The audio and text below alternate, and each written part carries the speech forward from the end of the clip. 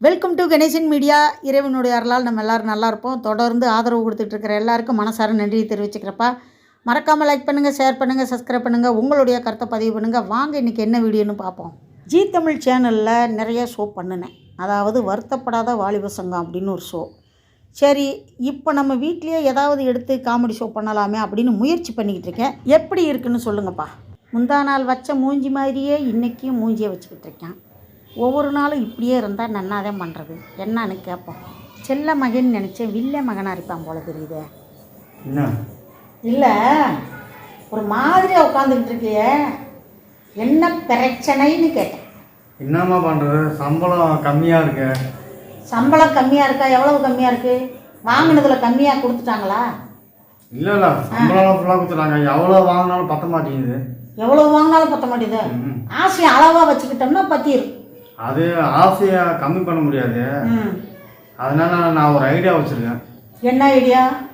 சொந்த தொழில் பண்ணலான்னு ஒரு ஐடியா. சொந்த தொழிலா? ஆமாம். ஏன்டா இப்போதான் டெய்லி 1500 கிடைக்குது. மாதமானா ஒரு 45 ரூபா 40,000 கிடைக்குது. 45 ரூபானா 45 ரூபா இல்லை, 45,000 40,000 கிடைக்குது.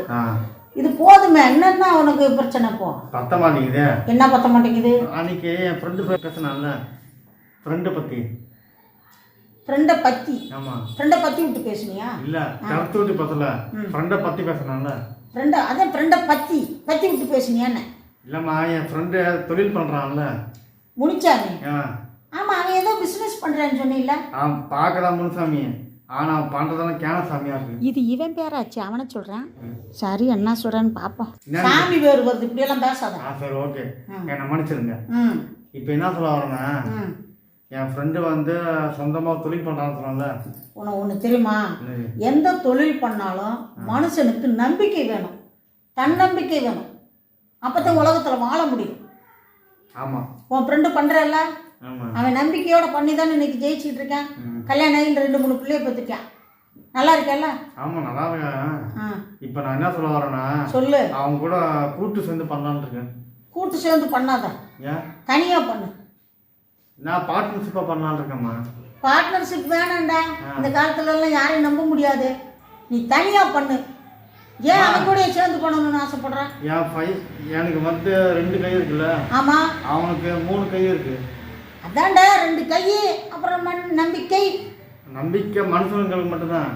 அவனுக்கு நம்பிக்கையோட சேர்த்து ஒரு கை எக்ஸ்ட்ரா இருக்கு. ஒரு கை எக்ஸ்ட்ரா இருக்கா? ஆமா. இப்படி ஒரு கை எக்ஸ்ட்ரா இருக்கா? மறுபடியும் பாருங்க. இப்படி ஒரு கை எக்ஸ்ட்ரா இருக்கா? இல்ல, அந்த கையில இல்ல, இன்னொரு கை இருக்கு. இன்னொரு கை, முதுகுல ஒரு கை முளைச்சிருக்கா? இல்ல, அது வந்து அதெல்லாம் முளைக்கல, ஆனா ஒரு கை இருக்கு. நீயே கண்டுபிடி. ஆடு போட்டா புழுக்கை. பொம்பளைங்க காலையில் எழுந்திரிச்சு குளிச்சுட்டு குடும்பம் நல்லா இருக்கணும் அப்படின்னு நினச்சி ஏற்ற வேண்டும் விளக்கை. இது வழக்கை, இது இடக்கை. என்னென்ன கை இருக்கு?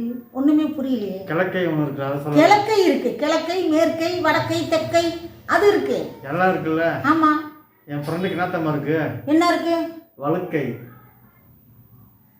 என் ஃப்ரெண்டுக்கு இருக்கிறது வழுக்கை. என்ன பண்ணுறேன்? துப்பலான்னு பார்த்தேன். காரி. துப்பு இல்ல கடவுளே, ஏதோ மண்டல கை கேட்டேன்.